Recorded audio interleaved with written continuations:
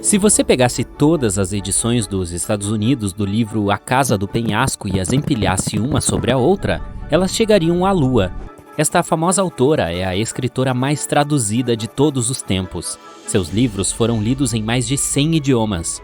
Ela também foi destaque no Guinness World Records como o livro mais grosso, uma edição de um só volume das histórias completas de Miss Marple.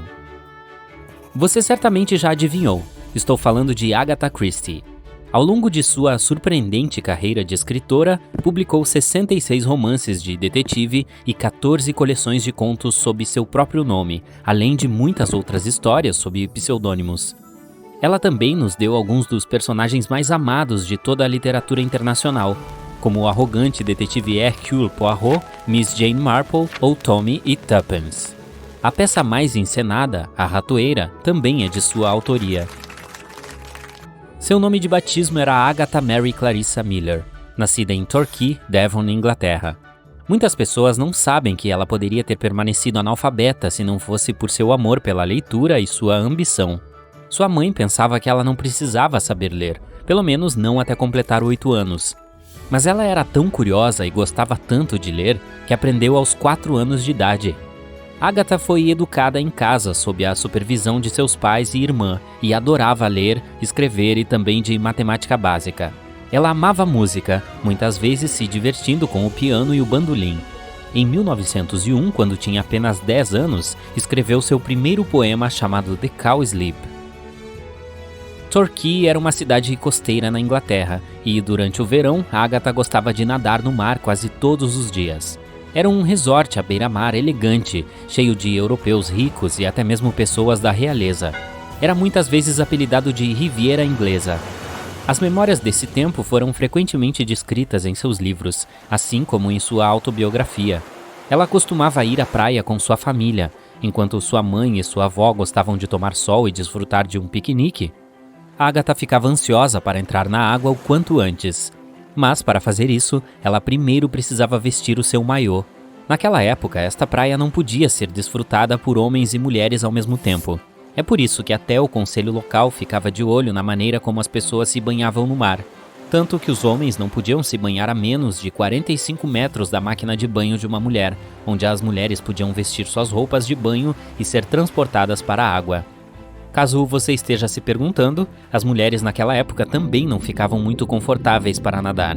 Elas tinham que estar completamente vestidas, com calças e um vestido com babados, que as cobria quase completamente.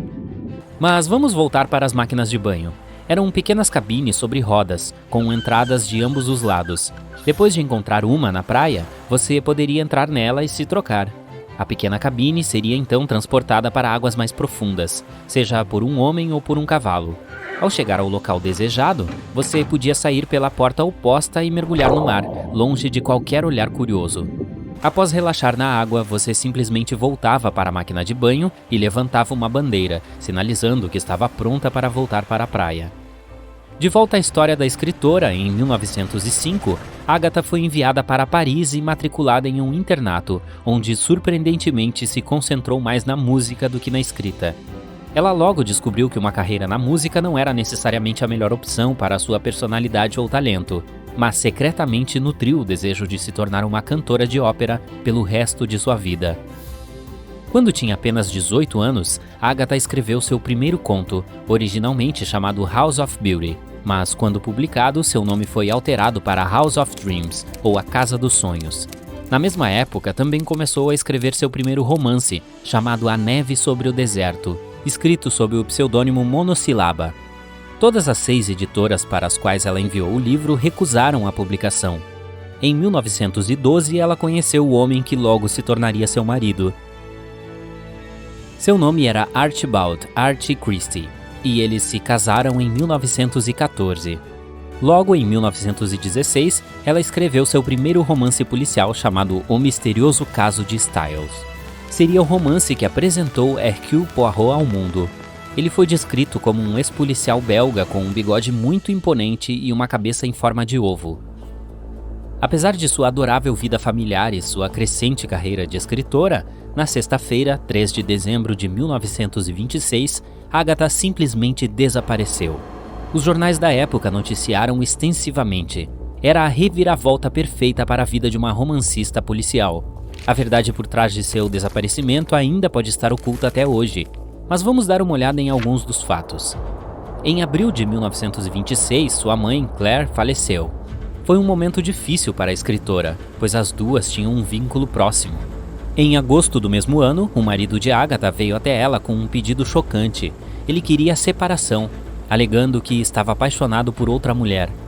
Meses depois, em dezembro, eles tiveram uma briga que parece ter sido a gota d'água. Mais tarde, naquela mesma noite, a autora deixou sua única filha na companhia da empregada e desapareceu de sua casa em Sunningdale. No dia seguinte, seu carro foi encontrado acima de uma pedreira, meio escondido por alguns arbustos, a vários quilômetros de sua casa. Dentro havia algumas roupas e sua carteira de motorista vencida. Os faróis ainda estavam acesos. Foi um acidente de carro? Naquela época, Agatha não era tão popular quanto hoje, mas já que uma recompensa considerável foi oferecida a qualquer um que pudesse dar informações sobre onde ela estava, sua história logo se tornou uma sensação nacional. Seu marido se tornou o principal suspeito. Um número considerável de pessoas começou a procurá-la, tanto policiais quanto voluntários. Dias se passaram e não havia sinal dela, então medidas extremas tiveram que ser tomadas. Um lago local foi dragado para caso algo tivesse acontecido e ela tivesse caído. Os políticos começaram a pressionar a polícia para ajudar a encontrá-la o mais rápido possível. Até seu colega escritor Sir Arthur Conan Doyle se envolveu na busca, mas de uma maneira mais criativa, para dizer o mínimo. Ele recorreu aos serviços de uma cartomante, na esperança de descobrir o paradeiro dela usando uma das luvas de Agatha. 10 dias depois, quando a esperança de encontrá-la viva já estava acabando, um garçom do Hydropathic Hotel em Harrogate, Yorkshire, procurou a polícia com uma informação intrigante.